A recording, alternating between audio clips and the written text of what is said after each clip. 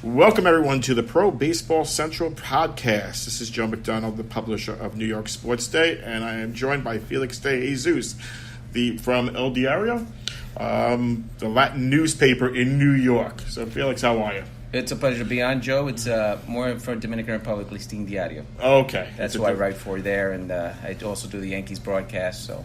Ah, yes. Okay. So, you've been up in Boston for games 1 and 2. What are your thoughts for games 3?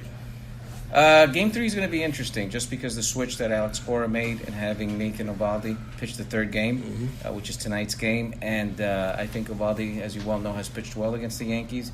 So it's not a foregone conclusion that the Yankees are going to win the next 2 games here at Yankee Stadium.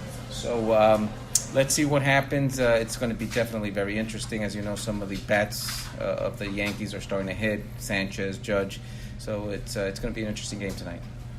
You said Eovaldi pitches well against the Yankees. This year, it looks like he came up with a cutter to go along with that 98-mile-an-hour fastball. You think that's going to be the factor in the game tonight, how he's been pitching much better this year? Definitely. I think that cutter is another weapon he has for tonight against the Yankees. They can't sit on any pitches, especially with Eovaldi. So, this game might be a close one. Do you see, because it looked like the first 2 games, the first game the Yankees should have won, or could have won very easily, and obviously they won game 2. The Red Sox don't look like a team that won 108 games out there, at least the last couple of games. No, that's correct. The team, I guess the flaws are coming out here in the postseason for the Boston Red Sox. So their bullpen has been horrible. David Price has been horrible. But things that were kind of known. He hasn't beaten the Yankees. He's a bad playoff pitcher.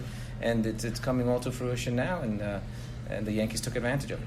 You think they have to chase Eovaldi early to pretty much get this game, make it a bullpen game again? Because their bullpen looked very suspect. Yes, so definitely you get that into that bullpen immediately, and it favors the Yankees, of course.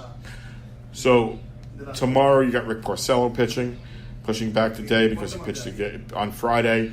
Do you think that will help him facing the Yankees, especially if it's a possible game, an elimination game for the Red Sox? I think it does. I think more than anything, it helps the Red Sox that Sabathia is pitching. They took care of Happ, and it looks like they're doing their jobs against lefty pitchers. So I think Porcello in a 4th game could be very dangerous for the Yankees. And the Yankees have Severino tonight, which he pitched very well in the wild card game. You wonder if he's going to be able to do it twice. I mean, he's been a suspect postseason pitcher in the past. Your thoughts on that? Yeah, no, Severino, people said he's totally back. I don't buy it. I mean, what I saw in the second half was a better Severino.